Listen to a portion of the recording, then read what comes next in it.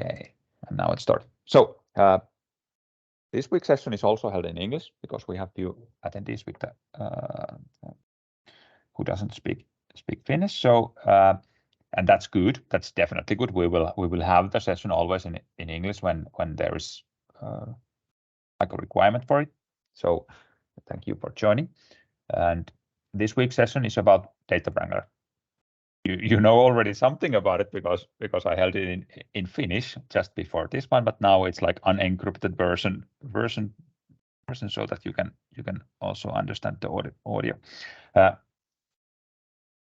have here, what is Data Wrangler? It's a modification tool for non-Python users, or as a tool that can accelerate your coding experience while working in Python on top of Fabric Spark. So I have here a Fabric workspace, and in the workspace I have few lakehouses, and I also have one notebook, or a few notebooks, but for this thing I only need one notebook. Where is it? It should be somewhere here. That's the one.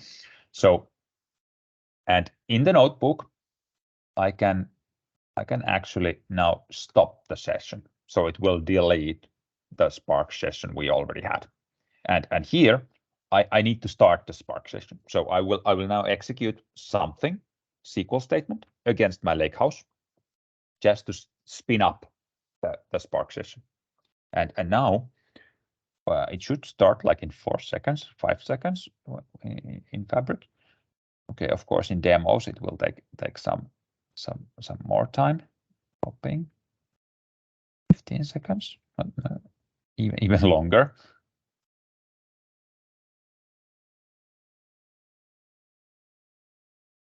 Okay, what's wrong with the system? Oh, let's cancel everything because if it's like and stop the session. Yeah, let's retry. So starting the session, hoping that it starts.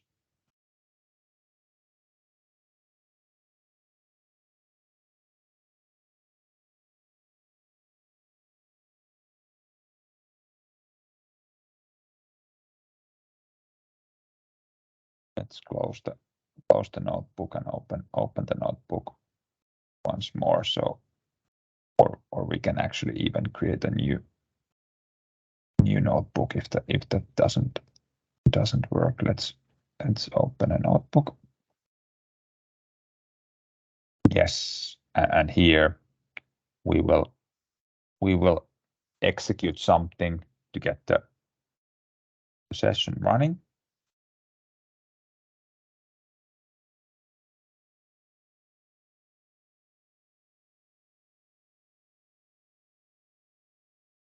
If you please. Here.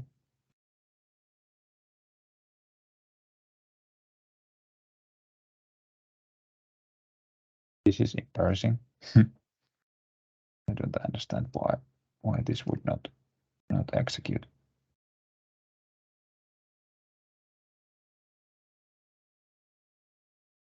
Like this. And let's run.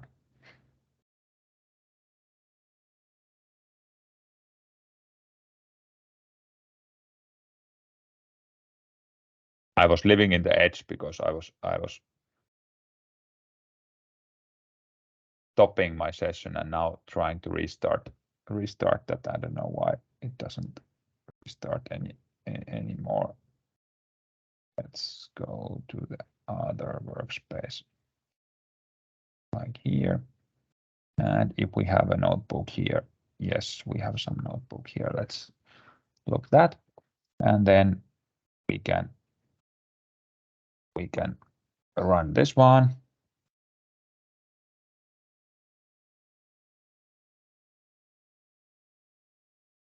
Yes, now it started 4 seconds. I don't know why in that other workspace it didn't work. You saw in Finnish that it worked just before this one. Sorry about the few minutes. So I have now a Spark session running. Let's let that query to execute. And when it's now it started. Now it's ready. I have here on the data tab. I have an add-on called Data Wrangler.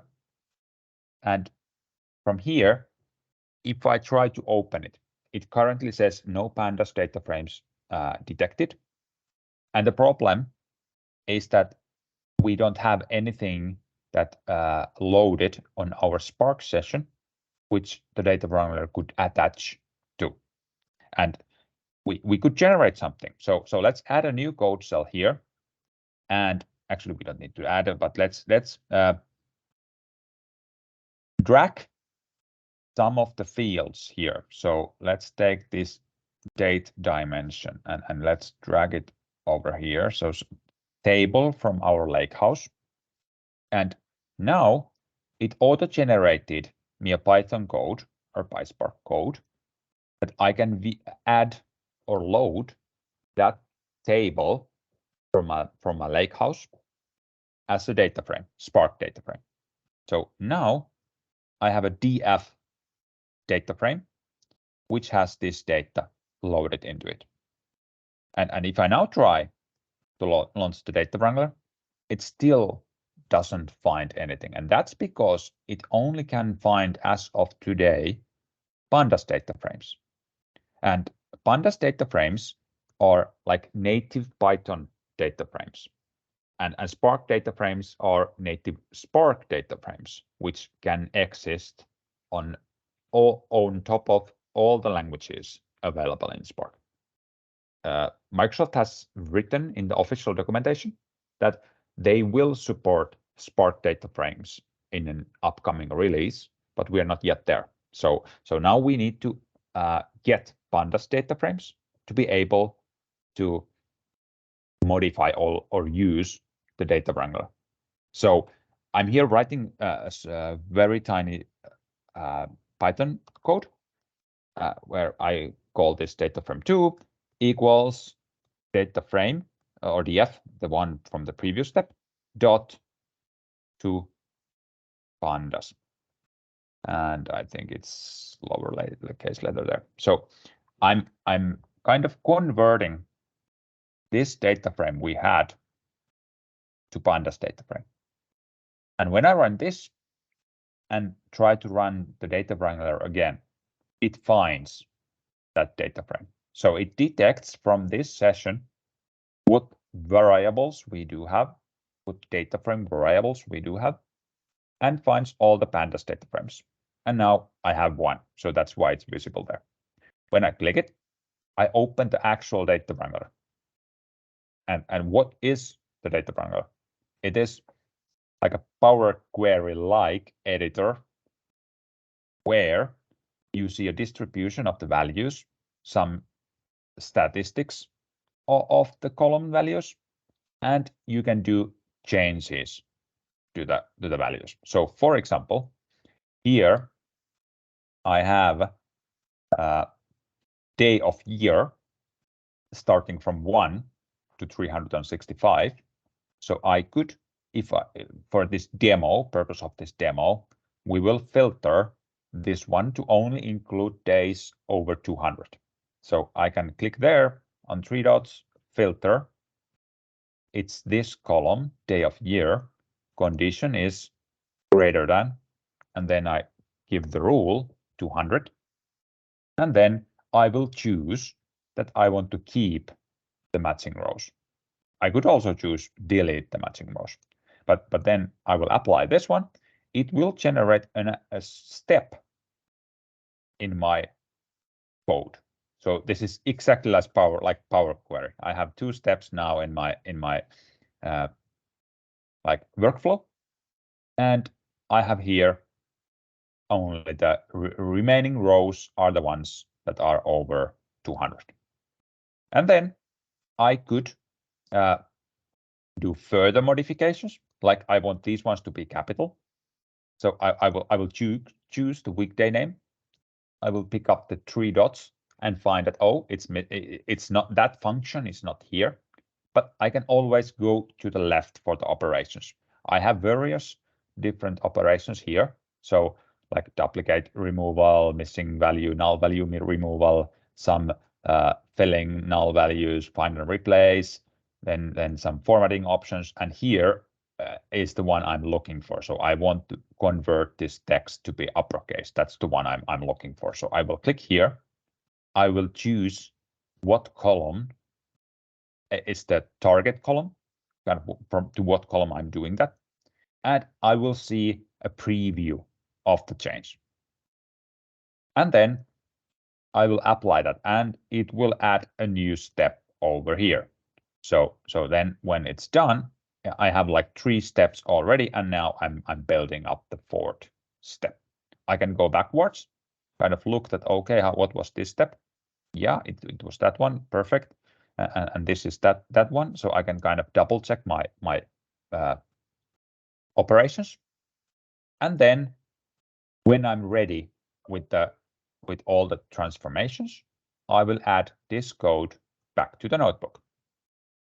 And then it will generate below the one I had selected when opening the Data Wrangler, a new code block, which has the kind of all the steps recorded, what I did on the Data Wrangler user interface. And then I can add a code and double check what is there.